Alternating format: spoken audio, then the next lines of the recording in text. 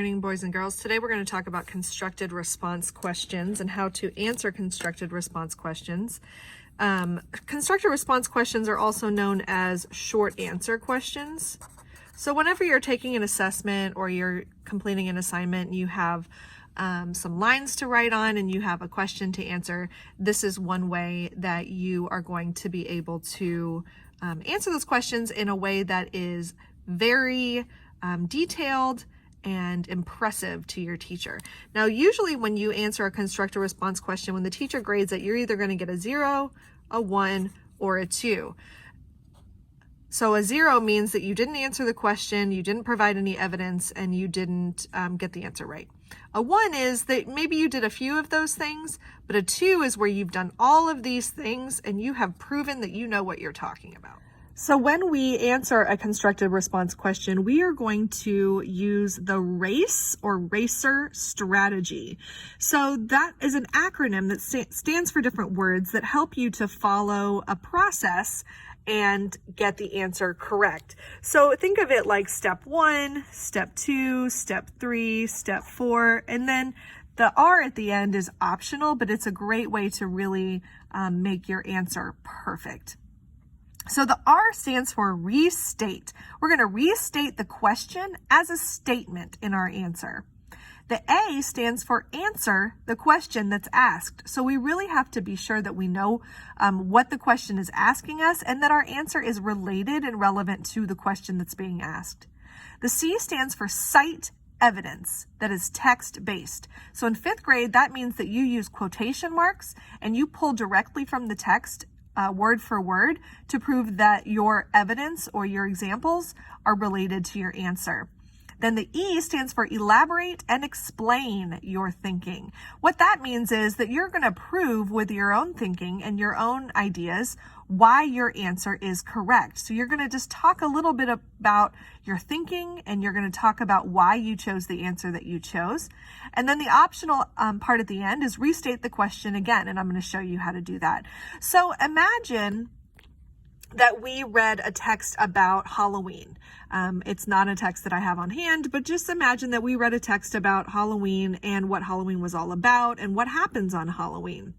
The question that they want me to answer is, why is Halloween fun for kids? So now I'm going to answer the question, why is Halloween fun for kids? So the first thing that I want to do is I want to restate the question as a statement. Why is Halloween fun for kids? I'm going to get rid of the question and I'm going to take my verb and move it, and I'm going to restate as a statement. Halloween is fun for kids, and then my why is going to turn into because. Because. So now that I've restated my question, I have to answer my question. So Halloween is fun for kids because kids get to dress up in costumes, and I'm going to add another reason because 2 is better than 1. So even though the question doesn't say list 2 reasons, I'm going to do 2 anyway because 2 is better than 1, and I really want my teacher to understand that I know what I'm talking about.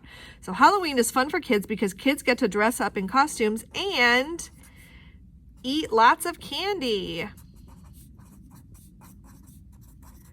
So in this section, I have restated Halloween is fun for kids because, and I've also answered my question with 2 reasons. Kids get to dress up in costumes and they get to eat lots of candy. My next section is citing evidence. So imagine, this is a make-believe text that we didn't actually read, but imagine that it has lots of good information in it. So I'm going to make up my quotes, but in real life, you would go back into the text that you read and you would find quotes. So Halloween is fun for kids because kids get to dress up in costumes and eat lots of candy. When you cite evidence, you need to make sure you use quotation marks and you let the teacher know that you're quoting it. In the text, it says, and I'm going to use my quotation marks, kids enjoy dressing up as monsters, fairies, and other make-believe creatures. Okay, now the reason that this makes sense here is because it has the word enjoy. So that helps me to understand that enjoy means it's going to be fun for them because they enjoy it. Now I'm going to add another piece of evidence, because 2 is better than 1, that goes along with my second reason about the candy. It also says in the text that, and then I'm going to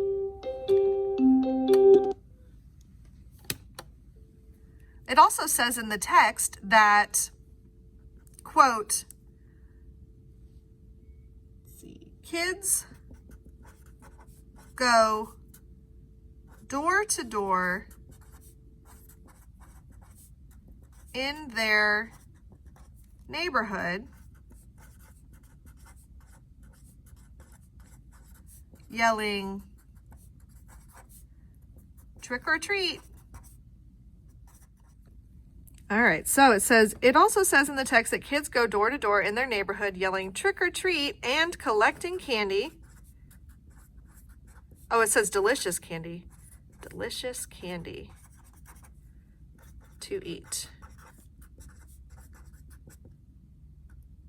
All right, so that's one quote and a second quote. I'm going to stop and I'm going to reread what I've got so far to make sure it makes sense. Halloween is fun for kids because kids get to dress up in costumes and eat lots of candy. In the text it says, quote, kids enjoy dressing up as, oh, there's a mistake I need to fix, as monsters, fairies, and other make-believe creatures. It also says in the text that kids go door to door in their neighborhood yelling trick or treat and collecting delicious candy to eat. Now, I have to elaborate and explain my thinking. Well, in my mind, these two things make sense because I was a kid once and I enjoyed doing those things. So I'm going to use that. So my thinking is these things are fun because it's fun to dress up. So I'm going to put, I was a kid once and I had fun dressing up. So I'm going to put, I was a kid once and I had fun dressing up and collecting candy.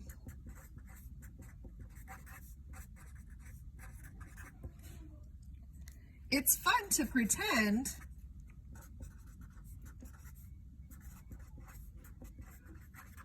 to be something you're not. And candy is delicious.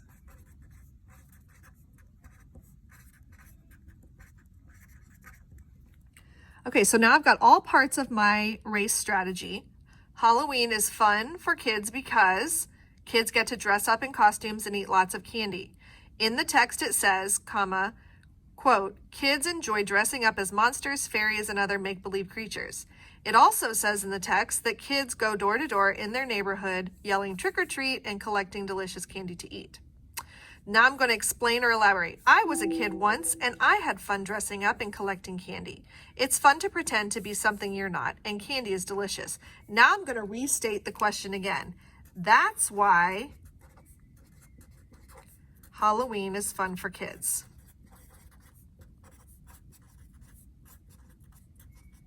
Look how long my answer is, you guys. Sometimes when kids have a short answer to a question, they just think that it's one sentence. Clearly, it's not one sentence. If you're going to do it right, it's not just one sentence. So now, before I turn in my work, I'm going to make sure that I have all the parts. And I'm going to color code these so you guys can see. And then I need my pink for my citing. So this is all citing right here. All right, so I'm going to reread my sentence. Halloween is fun for multiple sentences, sorry. Halloween is fun for kids because kids get to dress up in costumes and eat lots of candy. In the text, it says kids enjoy dressing up as monsters, fairies, and other make-believe creatures. It also says in the text that kids go door to door in their neighborhood yelling trick or treat and collecting delicious candy to eat. I was a kid once and I had fun dressing up and collecting candy. It's fun to pretend to be something you're not, and candy is delicious. That's why Halloween is fun for kids. This would get a 2. It's a lot of work, I know, but it's worth it because your teacher is going to be so impressed.